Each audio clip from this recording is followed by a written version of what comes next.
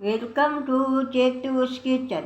આજે આપણે દેશી ગાજર અને સરસ મજાના મરચાં આવે છે, તો એના માટે આપણે ઇન્સ્ટન્ટ અથાણું બનાવશું।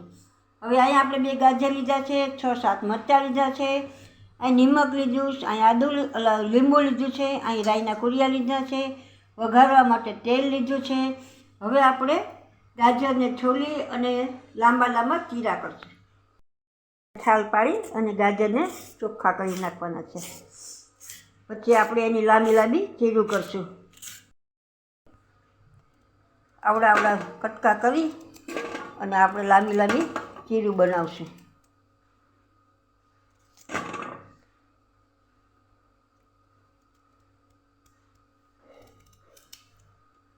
એમાંથી આપણે આ અંદરની વસ્તુ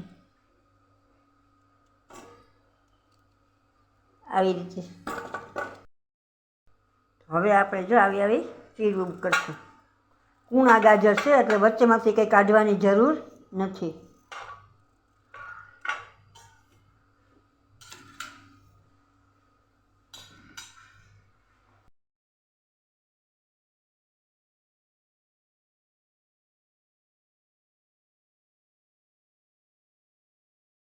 આવી જ રીતે આપણે બધા ગાજર સુધારી લેવાના છે, એવી જ રીતે મરચાંની પણ ચીરું કરવાની છે। આપણે સુધારી લીધા છે, હવે આપણે મરચાંની ચીરું કરશું। એમની અંદરથી આપણે બિયા કાઢી નાખશું એટલે તીખા ન લાગે।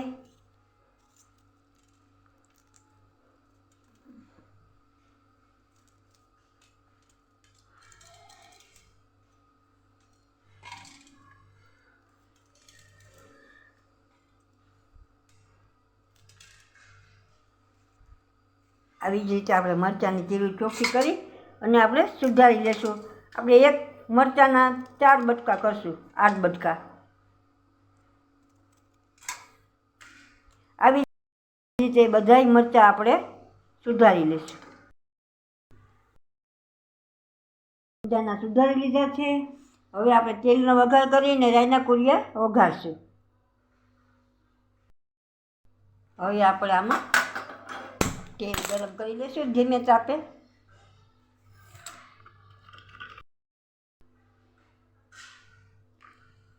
બસ આપણે 1 ચમચા જેટલું તેલ ગરમ કરશું, પછી ઠરી જશે પછી આપણે મસાલામાં નાખશું। અહીંયા આપણે અડધી ચમચી હળદર નાખશું, અડધી ચમચી હિંગ નાખશું, પછી તેલ ગરમ થશે પછી આપણે નાખશું આ 2 ચમચી નિમક નાખશું। હવે આપણે મસાલામાં નાખી દઈશું।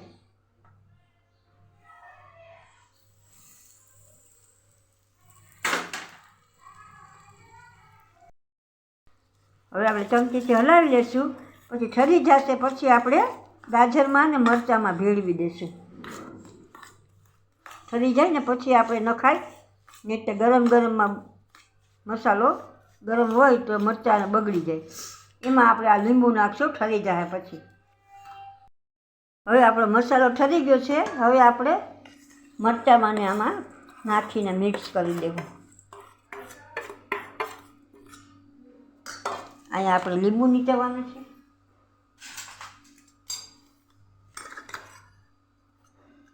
બહુ મોટા લીંબુ છે એટલે આપણે અડધું ફાડું લીંબુ નીચવશું।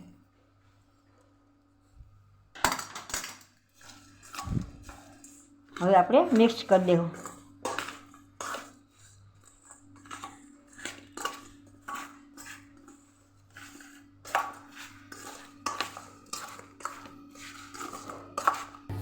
તો તૈયાર છે અહીંયા આપણું ગાજર મરચાંનું ઇન્સ્ટન્ટ રાયતું અથાણું। જો તમને મારી રેસીપી પસંદ આવી હોય તો મારી રેસીપીને લાઈક કરજો, શેર કરજો, સબસ્ક્રાઈબ કરજો, બેલ આઇકનને દબાવતા ભૂલતા નહીં અને કમેન્ટ બોક્સમાં કમેન્ટ કરજો કે મારી રેસીપી કેવી લાગી। તો આવજો।